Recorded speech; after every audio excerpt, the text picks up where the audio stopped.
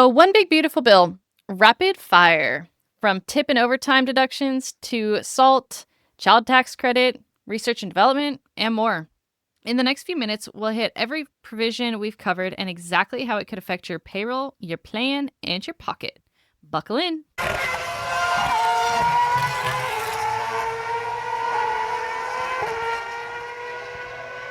Welcome back to Full Throttle Finance. My name is Felicia, and I am the CEO here at Clean Bee Consulting. And I'm Allie, co-host and senior bookkeeper here. Last week on the podcast, we shifted from things that were included in the OB3 to something that was completely left out.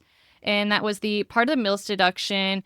And that was the ability for a business to write off snacks and coffee, pizza parties, lunches, and other food provided to employees on site. Not all businesses were affected by that. So if you want to, go give that a listen. So this week, we're going to do a little rapid fire of the OB3 bill. We're going to include chapter bar to jump to what you need. So there'll be links in the description to all the deep dives of the videos of all of the topics we're going to talk about today. So our first segment is going to be no tax on tips. This is a deduction for employees or individuals that they take on their personal income tax returns. Deduction for reported tips up to stated caps, which are $150,000 for single filers and $300,000 for married couples. It reduces your taxable income. This is not tax-free income, and it's very important to distinguish the difference. The no tax on tips deduction will be effective for tax years 2025 through 2028. You do not need to itemize your return in order to take advantage of this deduction. This deduction is going to affect individuals working in restaurants, in other hospitality trades, and salons, most of your W-2 tip environment type jobs. We're going to have the information on exactly which industries are going to be able to take advantage of this deduction around October 2nd, when the IRS has stated that they're going to release that full list. And remember, this is only for voluntary tips. That means cash, credit card, debit card, pooled tips, all of them, as long as they are voluntary. It does not include mandatory gratuity, i.e. a surcharge for large parties that you see at a restaurant on some bills. That removes the voluntary aspect, and those tips are no longer tips. They are considered service charges in the eyes of the government. So if you want to take advantage of this deduction, make sure that both you and your employer are reporting your tips accurately so that it is smooth sailing when you go to take this deduction and file your taxes in the next 4 years. For a deeper dive into this concept, watch the episode that's named $25,000 Tip Deduction inside the HR1's Big Beautiful Bill, No Tax on Tips episode. We'll link it in the description. Segment 2 is the no tax on overtime. This is for employees. This is a deduction for a personal tax return. The overtime provision targets the premium portion of your overtime, the extra half portion of the time and a half with income limits and phase outs. So $150K for single filers and $300K for married. So just to clarify here, if you make $20 an hour, your overtime pay is time and a half. So that's $30 an hour. That half portion of the time and a half, which is the $10, is the only thing that you're going to be getting your deduction on. So it's going to be the $10 times the hours worked of overtime that you're going to be deducting at the end of the year. So this is going to get a little tricky because the IRS, unfortunately, is not going to be putting out new W-2s until 2026. So your overtime is just going to be tracked like normal, and it's going to be up to you to split out your time and a half portion correctly to take the deduction on your taxes at the end of the year. And again, this is effective 2025 through 2028. This is, again, like the no tax on tips is you do not have to itemize to take this deduction. And for even more information and a deep dive into this concept, go watch No Tax on Overtime Act Explained, HR1 Tax Breakdown 2025 through 2028. Segment 3 is the SALT deduction. This, again, is going to be another individual deduction that is taken on the personal income tax return, which SALT is the state and local tax deduction. OB3 raises the SALT deduction cap for many taxpayers below specified income thresholds with phase out rules, and that threshold is 500,000. The deduction raises from $10,000 to now $40,000, which is a big jump. You do have to itemize your tax return though in order to take advantage of this deduction. This is great for individuals who live in high income and high property tax states like New York, New Jersey, and California. They will probably get the most out of this $40,000 deduction. And in our previous episode, we did an example that I think is really helpful to understand how this works, right? So a couple in California that makes, let's say, $250,000 a year might pay $15,000 in state income tax, and then they might pay another $18,000 in property tax per year. So combined, that would mean that they pay $33,000 a year in state and local taxes. Previously, they could only deduct $10,000 worth of that $33,000 that they paid on their federal income tax return. But with the SALT deduction changes, now they will be able to deduct the full $33,000 that they've paid in at the state level. They'll be able to deduct that off their federal income tax return. Previously, like I said, they only would have been able to deduct the max of $10,000. 33 keeps them under that $40,000 threshold, so they are able to take full advantage of this change. In low tax states, though, you're probably not going to be able to take advantage of this deduction because you're not going to even get close to the 10,000, let alone the 40,000 to make it worth it. For a more in-depth talk about how the SALT deduction works, make sure that you check out episode New SALT Deduction Rules for 2025, $10,000 to $40,000 tax change explained. Segment 4 is the senior deduction, and this is going to be something that is a personal deduction that you do on your individual tax return. This is another that's only effective 2025 through 2028.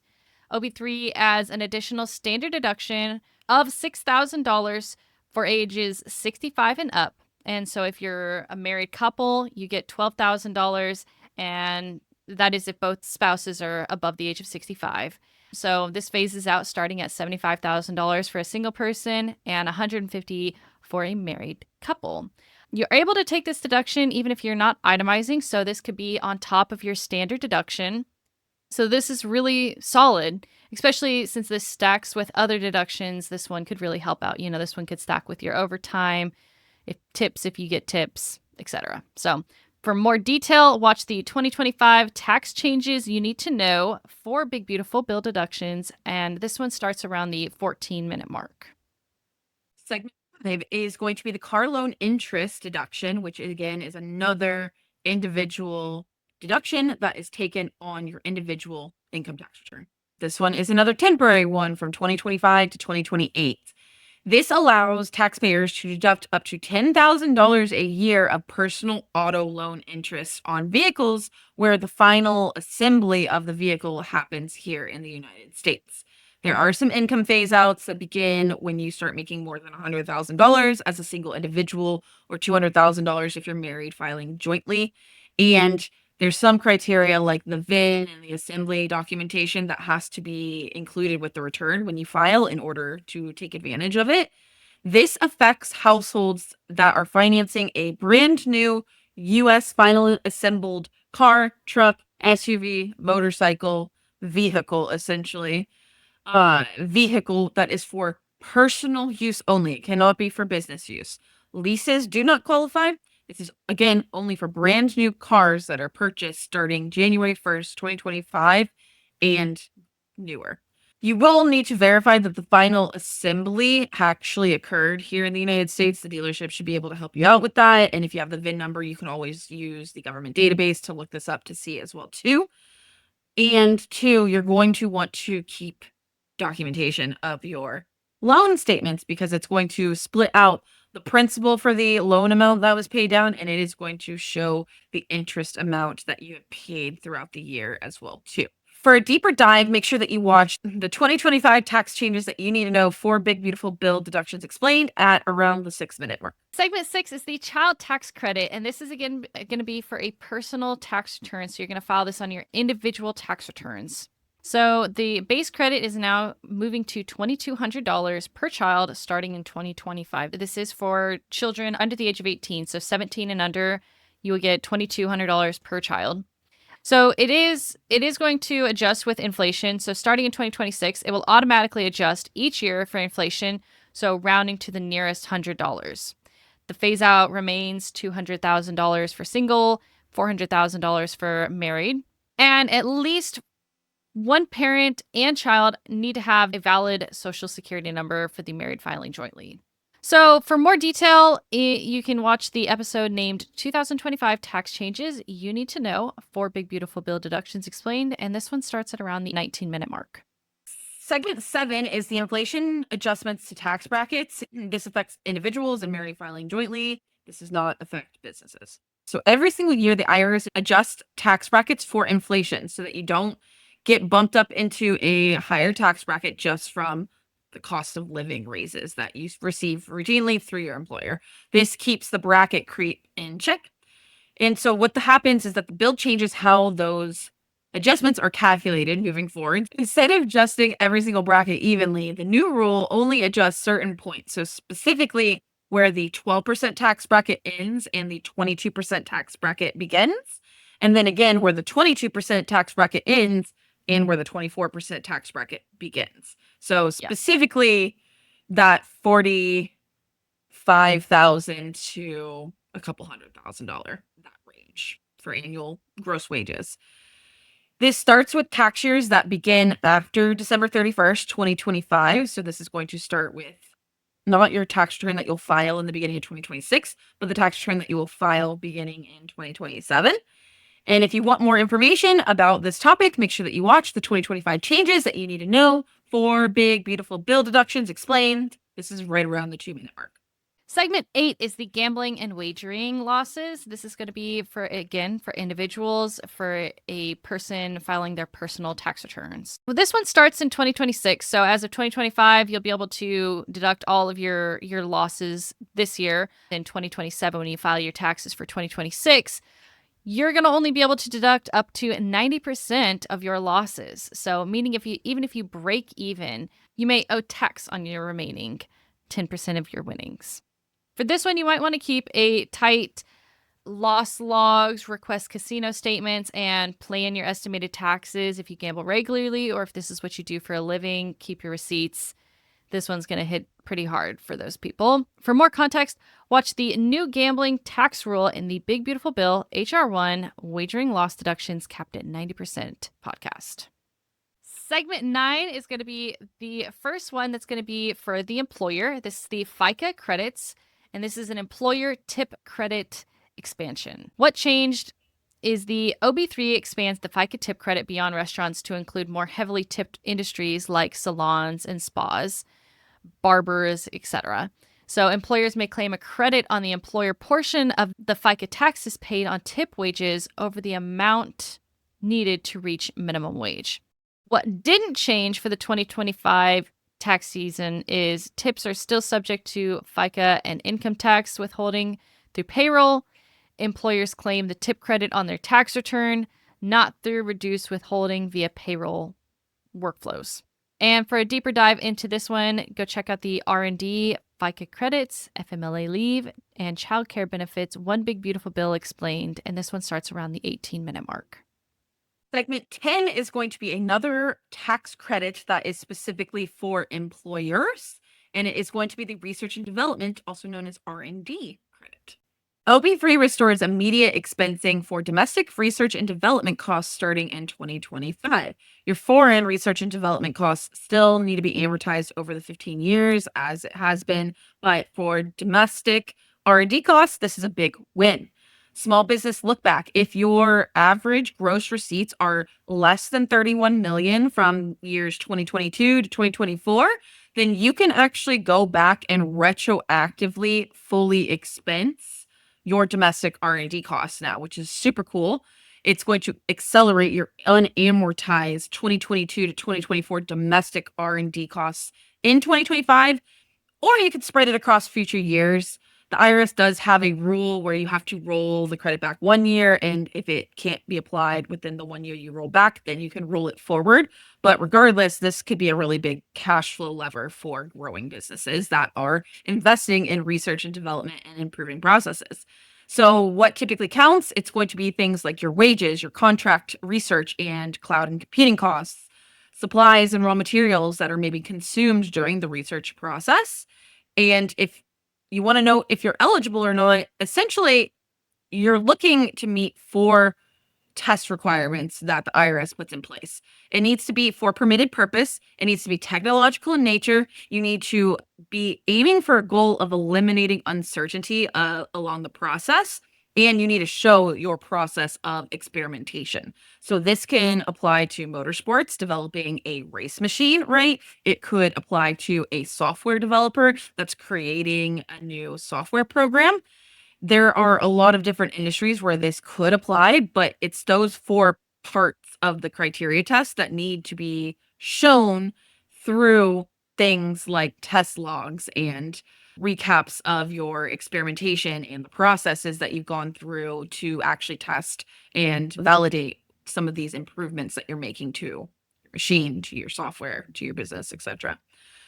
So there's a note that if you're under 5 million in revenue, the IRS might qualify you as a qualified small business. And what that means is that you can actually take up to $500,000 of this R&D credit, and you can take it and apply it against your payroll taxes, those FICA taxes, the Social Security and the Medicare taxes that employers pay, and there's a separate tax form for that. This is a big one. So if you want more information about this, you're definitely going to want to go back and rewatch that episode because there's a lot of information to unpack on that one. It's going to be the R&D, FICA credits, FMLA leave, and childcare benefits episode, the One Big Beautiful Bill Explained, and it is right around the 2-minute mark when we start talking about research and development. Segment 11 is going to be another one that is just for the employers to take on their business tax returns, and that is going to be about child care sponsored employer benefits. So the credit is now going to be 40% of qualified child care expenses for employers, and for eligible small businesses, if you meet the IRS's criteria, right, you can actually get up to 50% of eligible qualified child care expenses covered through this credit. There is an annual cap of $500,000 for regular businesses, $600,000 if you are a small business and you're a qualified small business. And this is effective for costs that are paid or incurred after the end of this year, 2025. So starting in 2026. And so what this is a credit that allows employers to recover some of the costs that they pay for childcare benefits on behalf of their employees. And there's a couple different ways that it can be used. You can build or expand a qualified on-site facility. So you have daycare within your building and within your actual premise on site for your employees. You can pay operating costs of your facility for your childcare that you already have in play already if you are a company that has an on-site facility already. And you can also contract with qualified local centers around your business and around your community, and you can take advantage of the credit that way as well too. There is a lot of flexibility for small business, right? You can pull through a third-party intermediary, or you can jointly own or operate a facility with other employers in the area. There's not like a mega campus that is required, but there is a compliance note that you cannot discriminate in favor of highly compensated employees. You need to keep eligibility broad, and it needs to be the same for everybody across the board, and you need to document everything. This matters because this could be a really big recruiting and retention lever that employers can use to help offset some of their business costs with a benefit for employees through taking advantage of this business credit on the employer's taxes. Consider partnering locally versus building in-house for an added local economic boost for small businesses to put more money back into your community and to just keep everything centralized and local. So if you want more information, make sure that you watch the R&D, FICA credits, FMLA leave, and childcare benefits episode of the One Big Beautiful Bill Explained. And we start talking about this at the 25-minute mark. Segment 12 is another employer benefit. It's the paid family and medical leave, the FMLA credit. And this was set to end in 2025, but the OB3 is making it permanent. So employers can claim 12.5% of the wages they pay during family and medical leave, with the credit scaling up to 25% if you cover a higher percentage of wages. So the credit applied for 12 weeks of leave annually per qualified employee. So, qualified employers must maintain a written policy granting full time workers at least 2 weeks of paid family and medical leave, with part time employees eligible on a prorated basis. So, and this needs to be established before they take this credit. For more information, you can watch the R&D, FICA credits, FMLA leave, and childcare benefits on the One Big Beautiful Bill Explained. And this one starts at around the 10-minute mark. And that's it for our rapid fire lap of the One Big Beautiful Bill, tips and overtime deductions, SALT, senior deduction, car loan interest, child tax credit, inflation indexing, research and development, FICA Tip Credit for employers, paid family medical leave, childcare, and more. We've linked. We stay busy. Have we stayed busy the last couple of We weeks? stayed busy for real. Last couple months.